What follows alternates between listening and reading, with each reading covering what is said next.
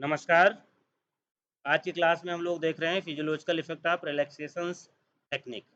जो भी रिलैक्सेशन की टेक्निक्स हैं, उनका मानव शरीर के क्रिया विज्ञान के दृष्टिकोण से मानव शरीर पर क्या प्रभाव पड़ता है। रिलैक्सेसिव टेक्निक्स जो शब्द यहाँ इस्तेमाल किया गया है, उसके अंतर्गत मुख्य रूप से वो अभ्यास आते हैं जो हमें रिलैक्स करते हैं। अगर हम आपके पाठ्यक्रम सिलेबस के अनुसार देखें, तो सिलेबस में मुख्य रूप में इसके अंतर्गत शवासन और मेडिटेशन इन दो की विशेष रूप से चर्चा की गई है। तो हम यहाँ पर आज की इस क्लास में शवासन, मेडिटेशन और मेडिटेशन से जुड़ा हुआ या उसी स्वभाव का एक अभ्यास है योग निद्रा, उनकी चर्चा करेंगे। अगले स्लाइड पे आइए। रिलैक्सेशंस टेक्निक्स, ये 3 टेक्निक्स मैंने इसमें लिखी हैं: शवासन, योग निद्रा और योग की विभिन्न ध्यान की विभिन्न पद्धतियाँ। तो इसके अंतर्गत हम शवासन, योग निद्रा और मेडिटेशंस, इन 3 टेक्निक्स के बारे में जानेंगे। सबसे पहले थोड़ा-थोड़ा देख लेते हैं कि टेक्निक्स यद्यपि रिलैक्सेशन की ही सभी हैं, परंतु इन सब में कुछ समानता तो कुछ विभिन्नता भी है, कुछ अंतर भी है। उसमें सबसे पहली जो टेक्निक शवासन लिखी हुई है, शवासन में मुख्य रूप से हम सबसे पहले शरीर को रिलैक्स करते हैं। ज़रा ये पंखा बंद कर दो, आवाज़ बहुत हो। शवासन आप लोगों ने उसका अभ्यास भी किया। शवासन हम कैसे करते हैं? लेट के करते हैं। और सामान्यतः शवासन का अभ्यास कब करते हैं? आसनों के अभ्यास के बाद करते हैं। कठिन आसन किया है तो उनके बाद भी कर लेते हैं, अदरवाइज जहाँ पर सभी आसनों का अभ्यास हो जाता है और प्राणायाम का अभ्यास प्रारंभ होता है, तो प्राणायाम के अभ्यास के पूर्व और आसनों के अभ्यास के बाद शवासन का अभ्यास किया जाता है। इस अभ्यास ध्यान यहाँ पर जो भी टेक्निक्स हैं उनमें इस अभ्यास को हम कैसे करते हैं? लेट कर करते हैं। और लेट के करने पर शवासन के अगर हम नेचर की बात करें तो यह आसन मुख्यतः 2 भागों में बटा होता है। पहले शारीरिक पोजीशन, जिसमें हम शरीर की एक पर्टिकुलर पोजीशन बनाते हैं। हाथ की अवस्था, पैर की अवस्था, सिर की अवस्था, और फिर संपूर्ण शरीर के एक-एक अंग को हम शिथिल कर देते हैं, जो जिधर जाते हैं जाने देते हैं। तो number 1 physical position, physical condition. Number 2 उसके बाद मानसिक मानसिक कंडीशन में हम अपने आप को शव के रूप, शव मीन्स डेड बॉडी, शव के रूप में फ़ील करते हैं। तो शव के रूप में फ़ील करेंगे तो क्या फ़ील करेंगे? शव क्या होता है? शव में जो सोल है, जो मैं हूँ, जो हमारा अस्तित्व है, वह शरीर के बाहर आ जाता है और शरीर इसी पोजीशन में हो जाता है। तो डेड बॉडी की पोजीशन में जो स्थिति होती है शरीर और मन दोनों की, उस अवस्था को हम शवासन में करते हैं। तो फिजिकल तो हमने शरीर को बना लिया, मेंटल में हम शरीर से अपने आप को बाहर अनुभव करते हैं और बाहर अनुभव करके जो भारतीय संस्कृति की या जो योग परंपरा की ये मान्यता है कि मरने के बाद जीव या आत्मा शरीर से बाहर निकलती है, तो किस तरह से विचरण करती है, किस तरह से चीज़ों को अनुभव करती है, ठीक वही प्रक्रिया शवासन में की जाती है। बाहर निकल कर के अपने शरीर को देखना, शरीर के एक-एक अंगों को देखना, दूसरी चीज़ों को देखना और अपने आप को शव के रूप में अनुभव करना। तो ये 2 पार्ट हैं, फिजिकल और मेंटल। अभी अगले हम इनकी फिजियोलॉजिकल इफ़ेक्ट की बात करेंगे। अब ये पोज़ीशन देख लीजिए, ये 2 अवस्थाएँ होती हैं। योग निद्रा में क्या होता है? योग निद्रा में शवासन की प्रक्रिया से ही गुजरते हैं। यानी कि शवासन में योग निद्रा का आधा काम शुरू का होता है। अब अगर आप योग निद्रा कर रहे हैं तो आपको शवासन करना ही होगा। शवासन में आने के बाद फिर योग निद्रा के अलग-अलग स्टेप्स हैं, जिसमें हम शरीर से बाहर निकल कर के ढेर सारी क्रियाएँ करते हैं और उसके पहले शरीर को शिथिल करते हैं। तो शरीर को जब शिथिल करते हैं तो शरीर के एक-एक पार्ट्स पर जाते हैं। अंगूठा, पैर का अंगूठा, दाहिने पैर का अंगूठा, फिर उसके बगल की मिडिल फिंगर, उसके बाद की, उसके बाद की, इसी तरह बाएँ, इसी तरह टखना, एंकल्स, हील्स, हिप जॉइंट, इसी तरह हाथ की एक-एक पोजीशन, एक-एक फिंगर्स की पोजीशन, धड़ की, हेड की। तो हम पहले एक-एक बॉडी पार्ट्स को रिलैक्स करते हैं, मानसिक संकल्प करते हैं, संकल्प के बाद फिर हम एक मानसिक जर्नी शुरू करते हैं और यह मानसिक जर्नी पूरी तरह से जो टीचर है योग निद्रा का उसके अनुसार चलती है और वो आपके स्वभाव से परिचित होता है, काउंसलिंग के द्वारा उसे सब पता चल जाता है। तो एक तरह से आपकी मानसिक यात्रा वह अपने रिमोट द्वारा अपने कंट्रोल में लेकर के कराता है। जहाँ उसको ले जाना होता है उस दुनिया में आपको ले जाता है और कुछ ही सिटिंग के या कुछ ही अभ्यास के बाद आप पूरी तरह से उसके इंस्ट्रक्शंस के अनुसार, उसके निर्देशों के अनुसार मानसिक यात्रा करने के लिए अभ्यस्त हो जाते हैं। ठीक है ना? अभ्यस्त मीन्स आदत में आ जाता है। फिर वो जैसा कहता है आप वैसा आपका मन अपने आप चलने लगता है। वैसा वो अनुकरण करने लगता है। ये 2 अभ्यास हो गए जो बहुत क्लोज़ हैं, शवासन और योग निद्रा बोथ आर वेरी क्लोज़। और शवासन एक तरह से योग निद्रा का पहला पार्ट है। ध्यान, ध्यान की चाहे जो टेक्निक हो, सामान्यतया ध्यान का अभ्यास किसी मेडिटेटिव आसन में ही किया जाता है। कुछ-कुछ ध्यान की टेक्निक्स डेवलप की गई हैं जो लेट के भी करते हैं, लेकिन कायदे में मेरे अनुसार, जो मेरी व्यक्तिगत समझ है, जो अब तक मेरी समझ अब तक हुई है, ध्यान हम उसे ही कहेंगे जो ध्यानात्मक समूह के आसन में किया जाए और यह आसन में हमारा बॉडी अलाइनमेंट प्रॉपर एक सिधान में रहता है, सारे चक्र एक अलाइनमेंट में रहते हैं और सुषुम्ना और इड़ा पिंगला ये अपने पूरी तरह से पृथ्वी के जो गुरुत्वाकर्षण की शक्ति है उसके अकॉर्डिंग रहते हैं। इसलिए लेट कर ध्यान का अभ्यास अगर हो रहा है, तो वो नेचर वाइज़ ध्यान के अभ्यास में नहीं आए। तो ध्यान का अभ्यास सामान्यतया ध्यान के किसी एक आसन में ही होता है और ध्यान के आसन की जो विशेषता है कि तीनों नाड़ियाँ एक सीध में करके इसलिए स्लाउच होके ध्यान का अभ्यास नहीं होता है। और ध्यानात्मक समूह में हम बैठने के बाद फिर ध्यान के में किसी भी एक विषय को लेकर के क्योंकि अलग-अलग ध्यान की पद्धतियाँ हैं, उसमें अलग-अलग विषयों को आधार बनाया जाता है मन को वहाँ पर केंद्रित करने के लिए। जैसे श्वास पे ध्यान करना, नासिका के अग्रभाग पे ध्यान करना, उगते हुए सूर्य का ध्यान करना, बाहर का अगर कोई दृश्य आप ले रहे हैं तो बाहर किसी सब्जेक्ट हैं, तो उस पे कर लेंगे। या फिर आपको किसी प्रतिमा पे ध्यान करना है, कोई आपका आराध्य देव है, जिसमें आपकी आस्था है, तो उसकी प्रतिमा पे ध्यान कर सकते हैं, उसके श्रृंगार पे ध्यान कर सकते हैं। तो ध्यान करने के लिए किसी एक सब्जेक्ट का निर्धारण करते हैं और मन को उस पे केंद्रित करते हैं। तो ये मैंने 3 कैटेगरी जो यहाँ पर रिलैक्सेसिव टेक्निक्स की मेंशन की गई हैं, इन तीनों का एक बेसिक नेचर बताया कि शवासन में क्या होता है, योग निद्रा में क्या होता है, उसका स्वभाव क्या है और ध्यान का स्वभाव क्या है। अब आइए इनका फिजियोलॉजिकल इफेक्ट देखते हैं। देखिए अगर हम अगली स्लाइड में आ जाइए, जहाँ पर ये लिखा है physiological effect of relaxation techniques और इसमें हमने सबसे पहले शवासन को देखने का प्रयास किया है। शवासन को देखने का प्रयास किया है, तो शवासन में क्या करते हैं?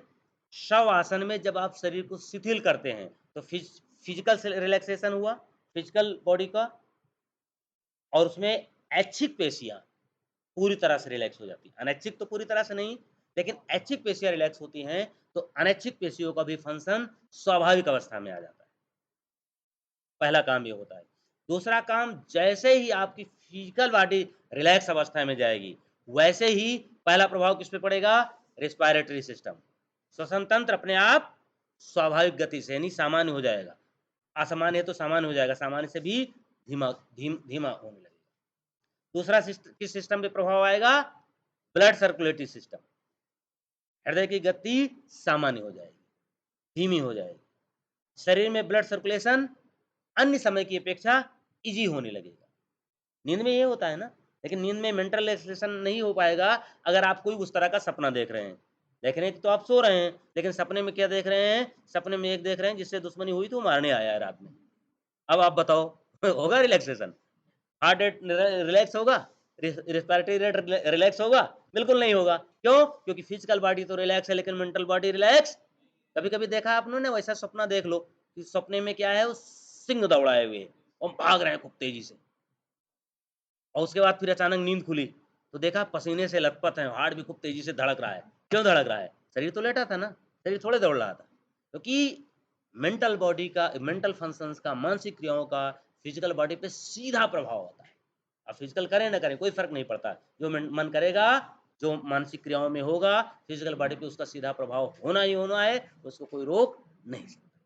तो शव आसन में पहला काम किया आपने बॉडी रिलैक्स किया, दूसरा काम इंस्ट्रक्शंस आते हैं या आप खुद जनरेट करते हैं और अनुभव करते हैं कि मैं शरीर के बाहर हूँ, मैंने शरीर को छोड़ दिया है और अपने ही शरीर को आप देखते हैं कि ये मेरी नाक है, मेरा चेहरा है, मेरी आँख है, मैं बाहर से देख रहा हूँ।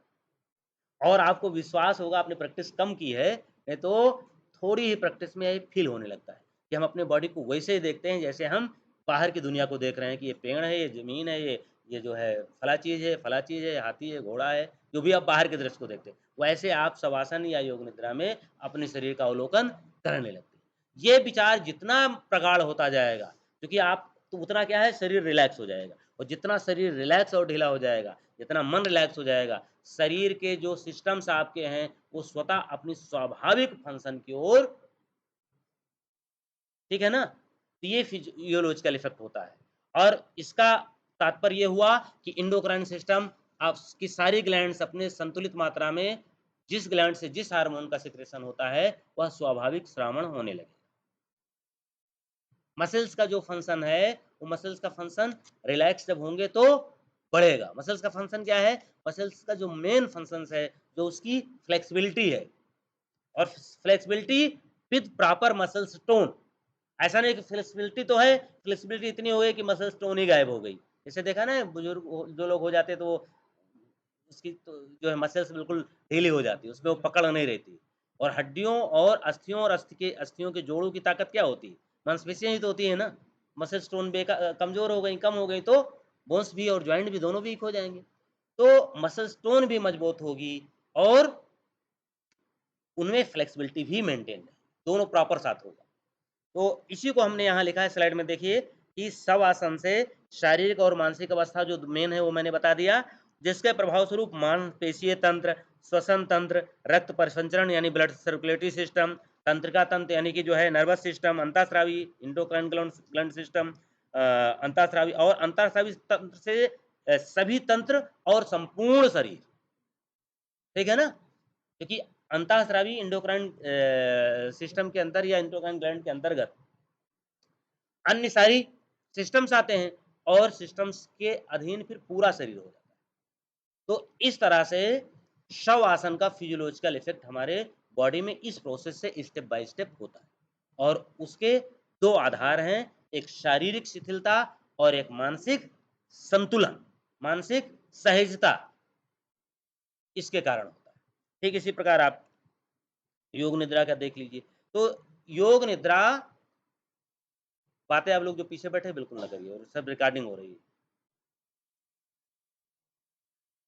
तो योग निद्रा शव आसन में जो बेसिक अंतर है, फिजिकल बॉडी या फिजिकल पोजीशन सेम होते हुए भी जो मानसिक यात्रा है, योग निद्रा में पूरी तरह से टीचर के अकॉर्डिंग चलती है और इसमें टीचर के अनुसार एक तरह से अलग-अलग जीवन जिया जाता है, थोड़े ही समय में। लेकिन उस थोड़े समय में अलग तरह का जीवन जिया जाता है, जिसमें हमारे मन के सारे आयाम, मन के सारे आयाम या ब्रेन कह लो, ब्रेन और मन दोनों में बहुत बड़ा अंतर है।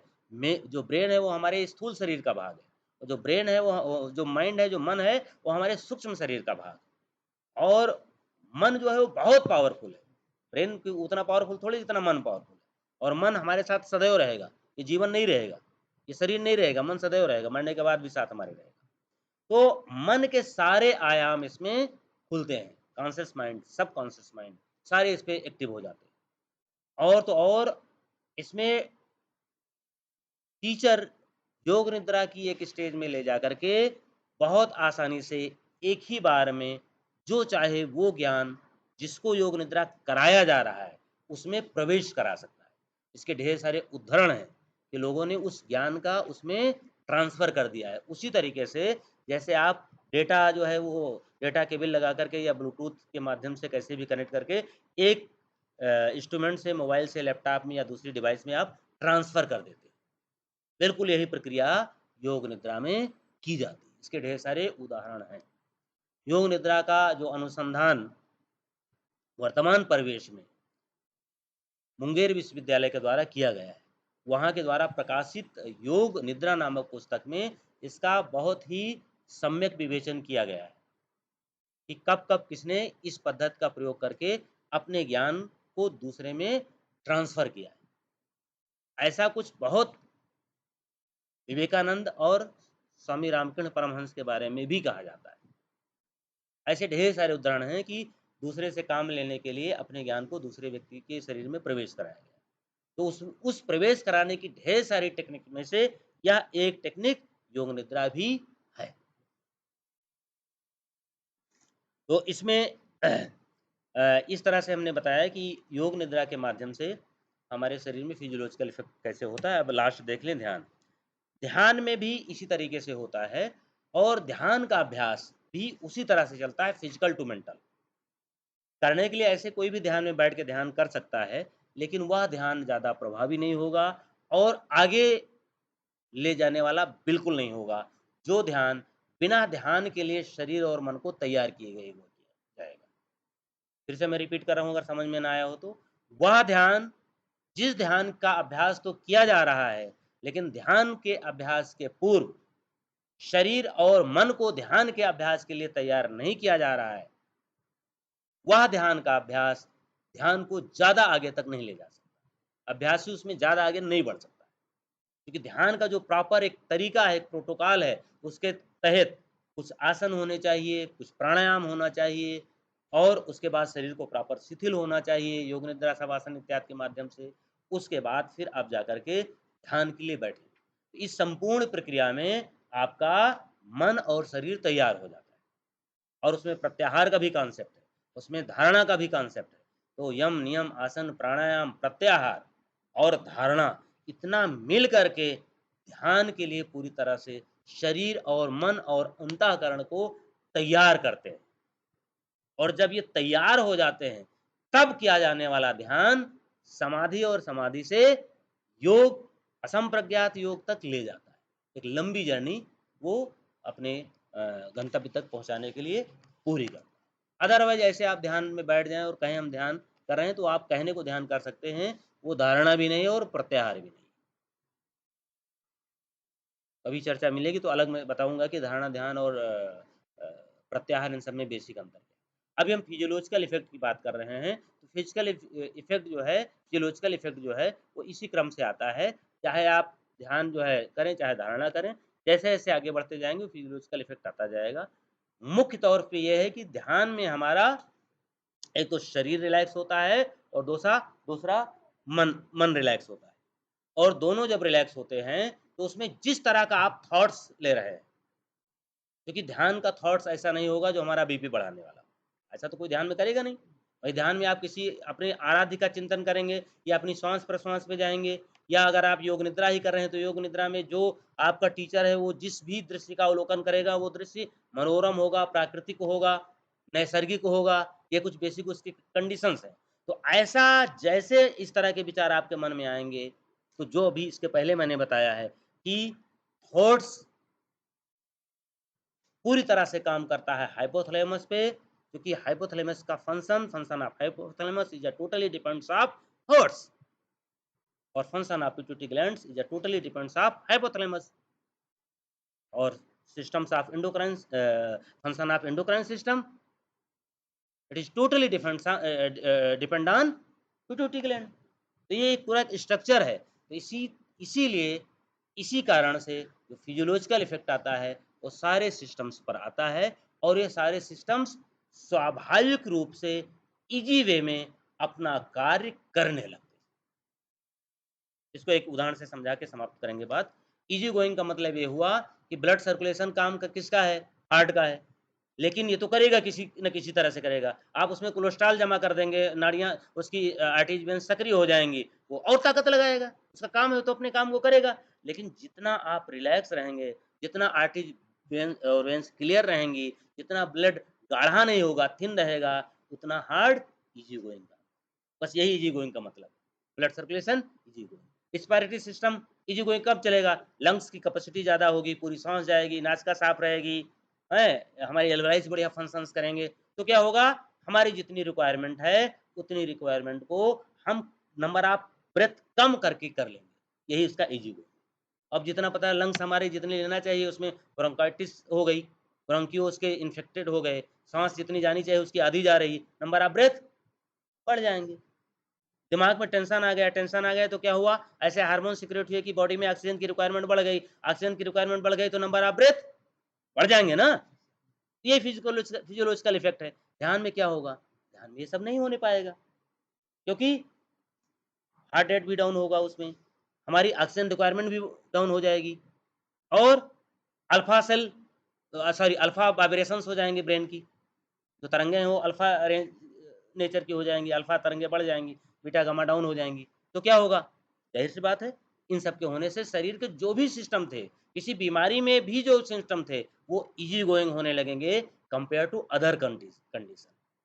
यही यही ध्यान या ध्यान से जुड़ी हुई जो भी टेक्निक्स है, या ध्यान स्वभाव वाली जो भी टेक्निक्स है, भले वो ध्यान नहीं है, जैसे कि शवासन हो गया, योग निद्रा हो गया, या आधुनिक समय में साइकिलिंग मेडिटेशन है, या और ढेर सारे मेडिटेशन आधुनिक समय में अलग अलग योग के संस्थानों द्वारा विकसित किए गए हैं। उन सब का जो फिजियोलॉजिकल इफेक्ट आता है उसका माध्यम एक फिजियोलॉजिकल दृष्टिकोण से होता है, जब हम शरीर की एक विशेष संरचना बनाते हैं तो, और दूसरा थॉट्स के माध्यम से होता है, जो वाया हाइपोथैलेमस हमारे शरीर में क्रमशः पिट्यूटरी एंडोक्राइन सिस्टम्स होते हुए बॉडी में आता है। ठीक है ना, ये दो तरीके से आपने फिजियोलॉजिकल इफेक्ट आप ध्यान देखा। लास्ट वाली स्लाइड आ जाइए। जैसे physiological effect of relaxation techniques का दिया गया है, अल्फा तरंगों का सक्रिय हो जाना, स्वास्थ्यवर्धक हार्मोन्स जैसे डोपामिन, सेरोटोनिन आदि का श्रावण बढ़ जाना, नींद के लिए जिम्मेदार हार्मोन्स मेलाटोनिन का श्रावण संतुलित मात्रा में होने लगना, तो ये सब स्वाभाविक इसके फिजियोलॉजिकल इफेक्ट हैं ध्यान से, क्योंकि नेचर ऑफ थॉट्स बदलता है, जिसके कारण ये सारे के सारे फिजियोलॉजिकल इफेक्ट होते हैं। तो इसी के साथ आज की इस क्लास का समापन करते हैं। किसी का कोई क्वेश्चन हो तो आप पूछ सकते हैं। बहुत बहुत धन्यवाद। Thank you so much.